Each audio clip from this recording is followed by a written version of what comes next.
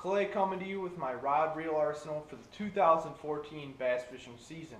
Now I'm going to start from longs to shorts until I got my rods arranged. So without further ado, let's get right to it. First we're going to start off with my Swimbait setup. Now this is an Aris Micropulse series rod, 7'6", extra heavy action with an extra fast action. I got a Daiwa X of 300 P on here, which P stands for power handle, 7.0 to 1 gear ratio. Absolutely love this rod with the micro guide technology on it. Throwing 65-pound Power Pro on this. It just allows me to throw big baits like this BBZ1 floater. This is a lavender shad one, but BBZ1 floater. I throw punkers on here and stuff like that. This is basically a Swimbait and Alabama rig setup, and that's what I do with it. This setup right here is my my long utility rod. This is a Dobbins 733C, 7'3", medium heavy fast action casting rod. On here I got a Corrado 200 G7 with the 7.0 to 1 gear ratio, 14-pound fluorocarbon on here. Like I said, my utility rod, whether I'll be throwing small swim baits like the Z9 perch on here, or upgrading to bigger stuff like Carolina rigs and jigs. If I'm fishing a pattern with more than one different type of jig, I'll be throwing this, throwing a jig on this rod, and I know I can do it. I just didn't think it had enough backbone for fishing like football jigs and stuff in grass, so I picked up a rod with a little bit more backbone for that. But this rod is my frogging setup. This is a 7'3" medium heavy Ducket Micro Magic rod, 7'3", like I said, medium heavy. They don't really have extra fast or any really action. I'd probably call this a fast action rod, but I mean it's a good rod for frogging and flipping, paired with a Gander Mountain Titanium GSX reel by Quantum, 7.0 to 1 gear ratio, and 50-pound Suffix Performance braid. A really good flipping and frogging rod, and that's all I really ever use this rod for, is flipping and frogging. Really like it though. It put a lot of fish in the boat for me over the years. Caught my personal best on this rod, so that's why I kind of hang on to it. Next rod has got to be the lightest and the sweetest, I think, of all of the rods that I have. This is my 7'2" Shimano Kimura drop shotting rod, 7'2" medium power extra fast action. It's made of the HM1 graphite, features the KR Concept guide system by Fuji, as well as the fully exposed reel seat. It's paired up with my Stratic CI4 Plus 3000 FA, as well as 5-pound Sunline FC Sniper. Really like this rod. Very light. Like I said, I know this whole series is very sensitive. I've fished with these rods before. I just never owned one of my own, but I fished with my buddies a little bit last season. I used it to replace one of my rods for a little bit while it was getting replaced. But very cool setup. Look forward to be using this. This rod is just very light. Like I said, not top heavy at all for a 7'2" drop shot rod. It's actually a little. I mean, it's perfectly balanced, as you can see right there.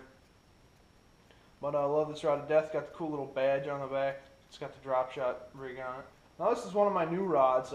This is an Abu Garcia Veritas 7-foot medium power fast action rod. On here I got 12-pound Seaguar and Vizex fluorocarbon. This is the microguide version Veritas with the 30-ton graphite. Really, all this is my Texas rig rod. That's all you're going to see me fish on. This is a Texas rig, really, whether it be a Rocket Cross, Senko, ribbon tail worms, the smaller ones at least.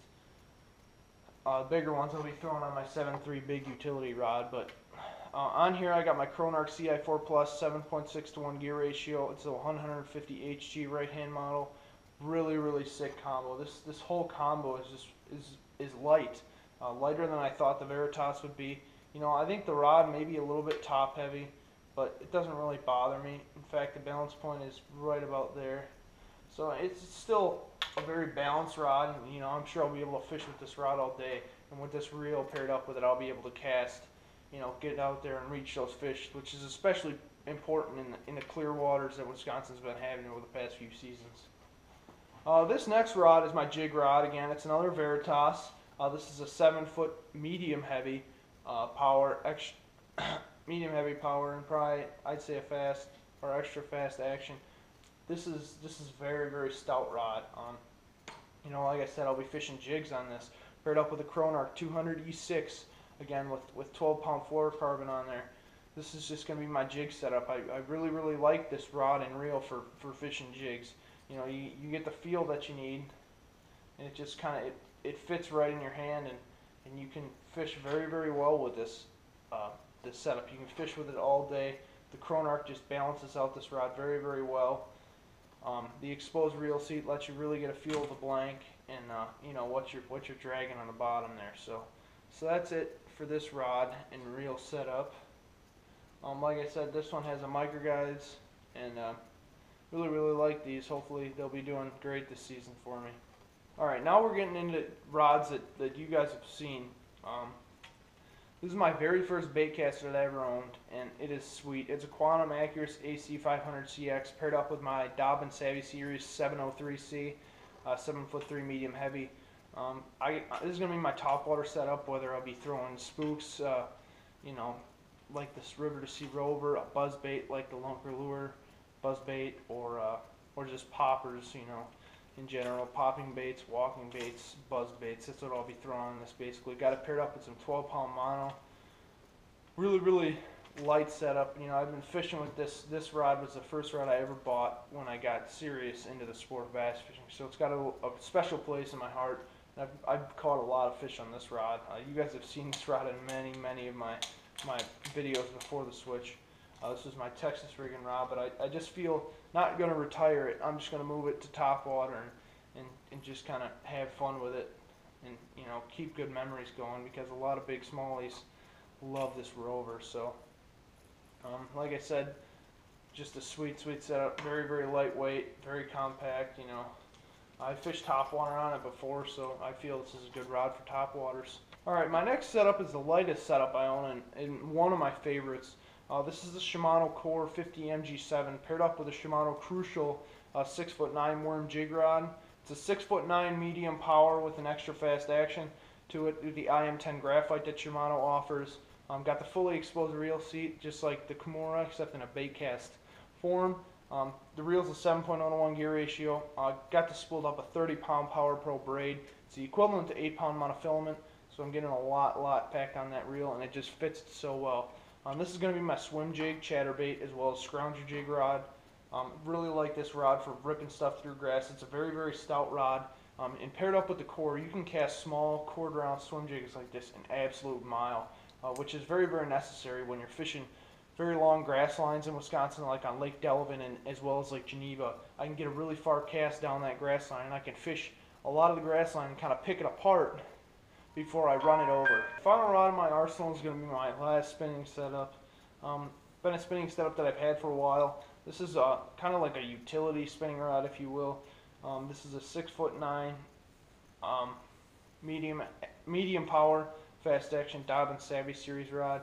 Got the new what do I want to say, Keating guide system on there. Really like those guides. Very sensitive, very light. Very light setup paired with the Shimano Symmetry 3000 FJ. Really like this setup. It's an awesome setup to be throwing flukes on, you know, weightless finesse worms, tubes, basically anything you need that you can't be throwing on a bait caster. I throw hollow body frogs, just a little 45 T coppers and such in the baby spros. I throw them on this, and it just really allows me to cast them. And even with this this 10-pound braid, really allows me to get those fish out of cover, because this 10-pound braid is very powerful. So it allows me to drag fish out of cover very easily. And yeah, hope you guys enjoyed my rod reel arsenal. This has been Clay from Wisconsin Angling Outdoors. See you guys next week.